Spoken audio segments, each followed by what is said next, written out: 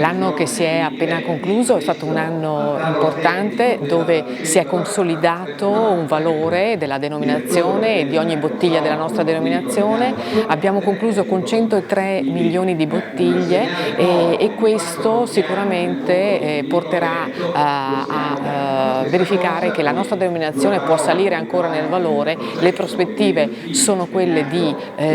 aiutare la viticoltura per essere sempre più adatta ad affrontare le tematiche dei cambiamenti climatici e quindi le difficoltà che abbiamo avuto e che avremo, ma questo per mantenere il valore delle colline e il grande patrimonio che ci è stato tramandato. Sì, è una serata importante, è una serata che vede riunito tutto il mondo del Prosecco nelle sue diverse figure. Per quanto riguarda il Conegliano Valdobbiadene, senza dubbio il primo pensiero, l'ha appena detto adesso l'assessore Caner, va alla flavescenza dorata, questo problema che dobbiamo cercare nel giro di un paio d'anni di risolvere, e ha fatto appello giustamente ancora alla coralità del problema e alla necessità che tutti si uniscano e che agiscano in modo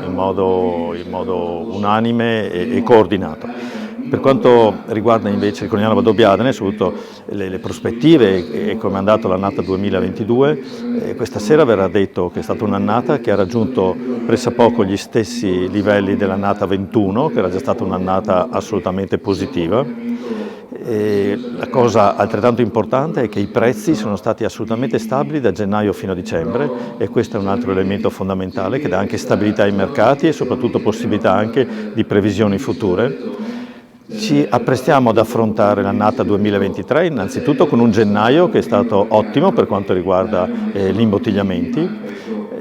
un'annata che ha visto anche la messa a riserva di una certa quantità di vino nel caso ce ne fosse bisogno, la cosiddetta riserva vendemmiale che verrà probabilmente sbloccata già nel mese di febbraio o di marzo. Ci stiamo quindi predisponendo all'annata 23, soprattutto mettendo in piedi una progettualità legata alla sostenibilità,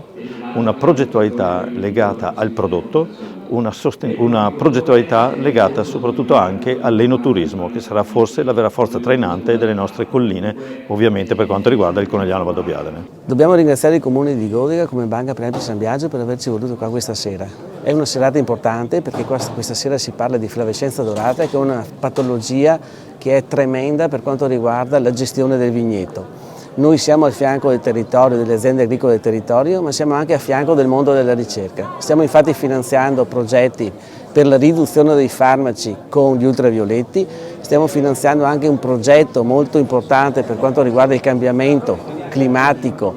non solo in agricoltura ma anche in tutto il territorio, e quindi Banca Prepi San Biagio è al fianco dell'agricoltura e a fianco delle imprese agricole del territorio, perché i problemi delle imprese agricole del territorio sono anche i nostri problemi. Intanto diciamo che è un evento molto aspettato e dove la presenza, che come si vede questa sera, è numerosa come sono stati anche gli anni scorsi. È chiaro che il tema è un tema che abbraccia un po' tutto il territorio, è un tema delicato perché sappiamo quanti problemi ha creato l'anno scorso. E quello che dovremmo fare quest'anno è fronte comune per cercare di difenderci facendo dei trattamenti che siano